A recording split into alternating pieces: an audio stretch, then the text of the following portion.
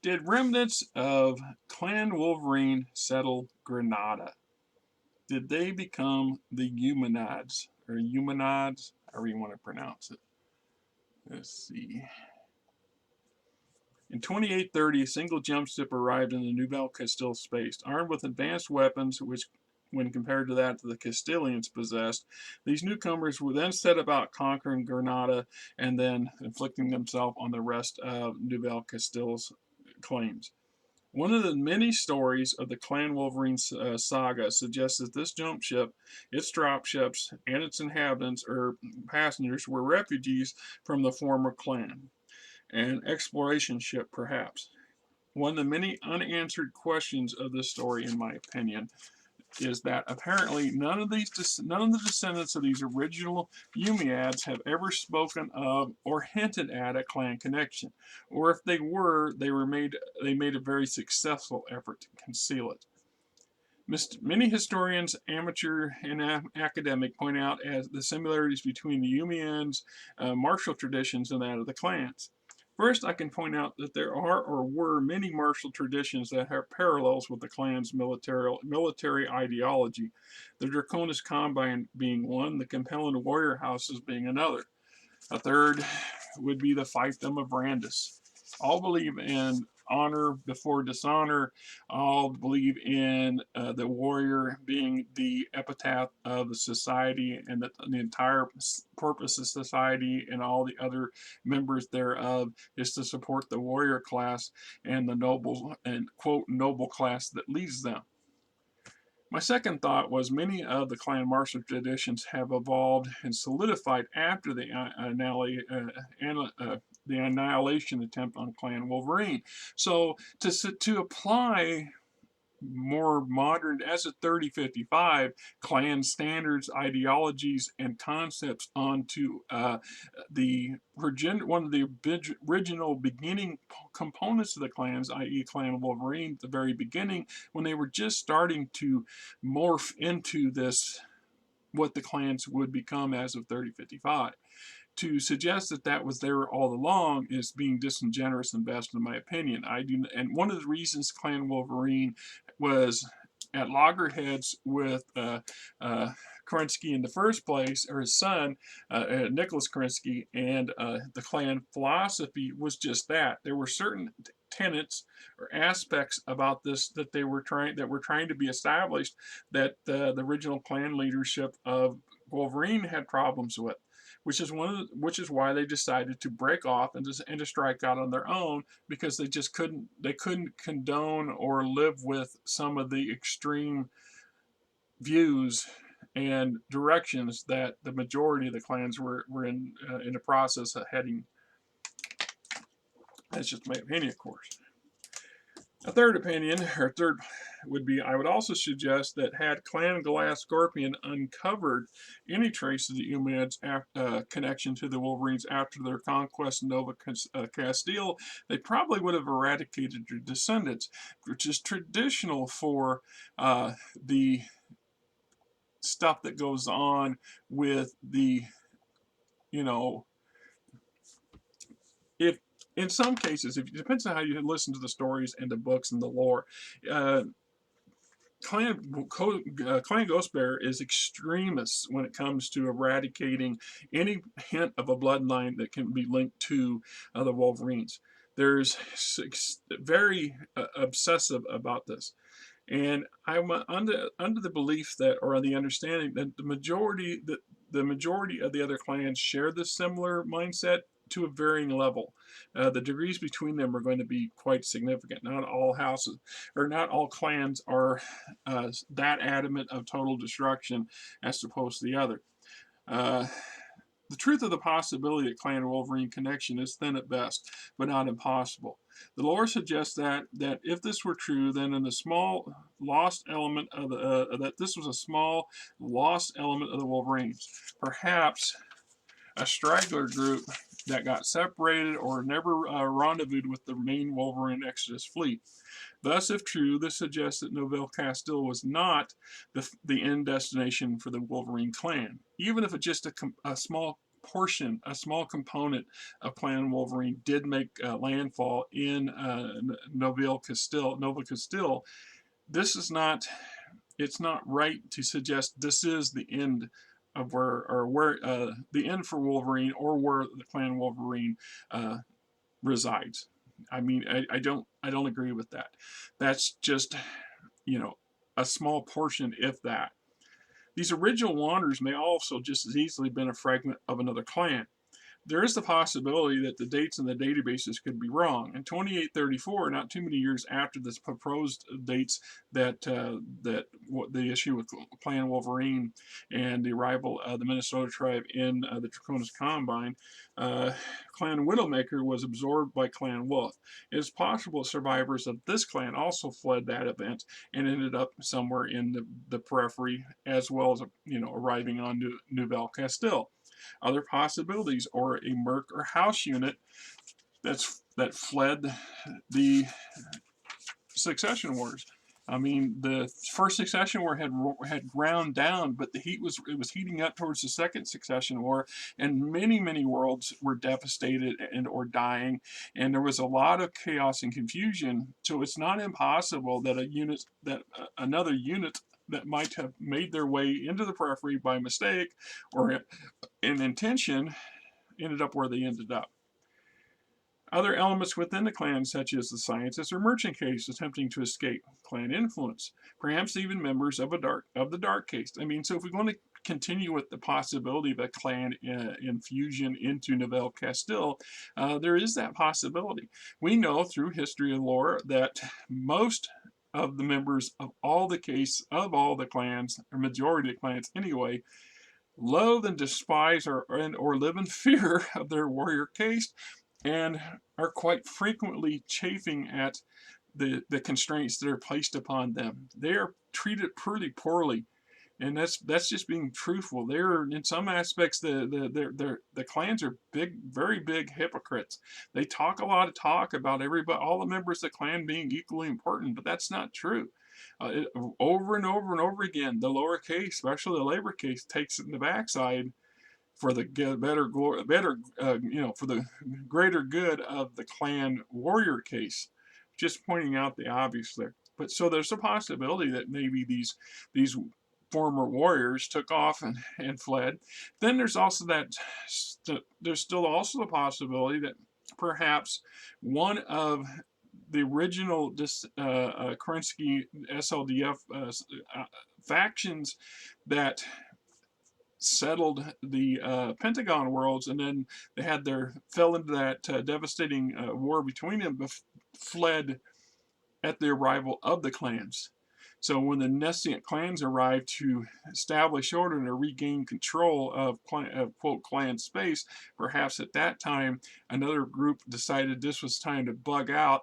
They took their SLDF weapons and mechs and machines with them, with their lone jump ship and a handful of drop ships, and fled. And it took them this long to find their way to eventually back to the Periphery. Because if you keep in mind that the majority of clan operatives do not have access to the astro charts to know exactly where the inner sphere is in relation to clan space. It's just a handful of inside people that knew this or had access to this information. It's not common knowledge. So, like I said, the last remnant of the SLDF that chose to leave the inner sphere is another possibility. So, there might have been holdouts, and they didn't want to turn mercenary. They didn't join the Comstar. They didn't join one of the other houses. They just sat on their laurels, perhaps protecting some isolated small world somewhere while the ravages of the first succession war wrecked the inner sphere.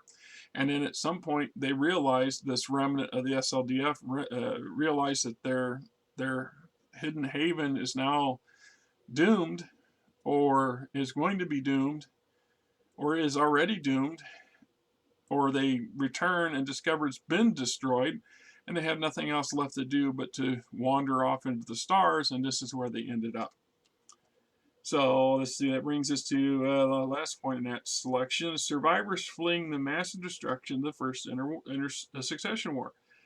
fearing the renewal of of war, which is what happens. You know, there's a 20-year lull between the first and second succession war, and this is roughly in that time period when the Minnesota tribe made its appearance, and when these Umayyads conquered Granada in Nevau Castile and the deep Periphery and become a local thing. So there's always that possibility too. So it's always a nifty thing to want to believe that Clan Wolverine survived and prospered. To suggest, to have that mind or that meme, to suggest that they ended up settling on some little place, a little world in the middle of the deep periphery, is not impossible, because that's literally what they had to have done. If they didn't, return to the inner sphere and blend in with the inner sphere, and just become yet another group of people or individuals in one or more houses, or they didn't return and meld with Comstar, which there's no indication that that was ever hinted anywhere in any of the Comstar information, then they would have had to have gone off deeper into the deep periphery, further away from human settled space, perhaps into totally virgin territory, and establish themselves somewhere else. So to have a possible remnant show up at Nevau Castile is very thin. Not impossible, but thin. The numbers of possibilities for that arrival of that strange force that showed up in 2830 is vast. The sheer possibilities are quite vast. So while not knowing how the Goliath Scorpions would react to the knowledge of a supposed remnant of Wolverine bloodline descendants it is hard to know how they would deal with this. Lore suggests, as I said a little bit ago, Scorpions had some sympathies with Wolverine's ideals and plight, unlike, say, the Ghost Bears. This also leads me to question the Umayyad-Wolverine connection. Surely had there been any credible proof of this, other clans, especially Ghost Bears, if no one else, would have invaded Nevau Castile with the sole intent of rooting out these tainted bloodlines and destroying them, or an attempt to complete this attempt a trial of annihilation of the Clan Wolverine. Just my thought, right, in that possible scenario. If you don't think so, if you believe something else, hey, bring it on up. Let's talk about it. I'm all for having some conversation. This brings me to a little bit of a side note. The Goliath Scorpions conquering the mercantile Hanseatic League makes total sense to me, as after I've done a little bit of reading on Goliath Scorpion and what they've been through and what they had perpetrated and then left the homeworlds per se. So this is a clan that's no longer a clan homeworld. A homeworld clan. It's also not an inner sphere clan. So there's something in between. It's kind of hybrid or just unique so far.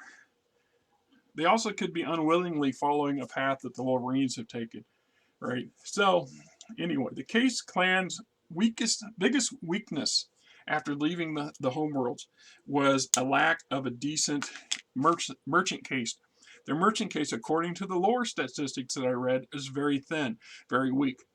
And the Hanseatic League, that's exactly what they are, is basically a league of merchants that protect their turf, protect their territory, but are willing to conduct trade with just about anybody that's profitable.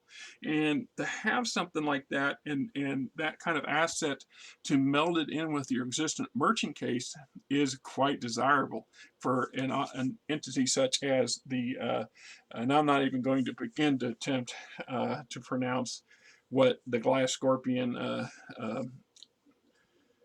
new enclave is calling itself, because it's no longer Clan Goliath Scorpion. It almost sounds Latin, however you want to pronounce it. So this entity of this makes me consider that. And when I look at these other clans, the inner sphere clans, things like the Ghost Bear Dominion, for example, one of those things that we are dealing with the long-term exposure of clans to inner sphere concepts and ideals and mindset is going to have this effect. As much as the clans try to quote brainwash the inner sphere, their inner sphere citizen casts, it goes both ways. And so we start seeing this in just in some of the changes. So when the sea foxes or diamond sharks the snow ravens and the Outwards Alliance become the Raven Alliance, the leftover Ragahas and House Ragahas and the Ghost Bears become the Ghost Bear Dominion. So you have this something bigger than what they originally were. They're no longer just a clan. They're just no longer a clan. So I understand that there's a growing problem within two segments of Ghost Bear clan society, and that we're likely to see a civil war break out in the near future between these two groups, how this is going to play out and how this is going to affect the overall dominion is yet to be determined. The same scenario would play out with things like this Goliath Scorpion enclave. The possibility of becoming less clan and more of a I don't want to say an aberration, because some clanners would see that as an aberration, but more of a collusion of a mixture of both the local ideals and ideology and mindset. So when we look at these three distinct entities that are now part of a bigger group, the fact is they're going to have influences on each other. Given time, none of them are going to be the same, and they're not going to come out at the other end as the same, assuming they come out at the other end, because we don't know what might come along and eliminate this. There's always the next baddie or next group or whatever that's just wanting to, whatever. So that's just the nature of the beast for BattleTech, the universe. Everything keeps growth and changing, and for the better or for the worse is what it is. So, till next time, this is Rick. I hope you guys have a great weekend.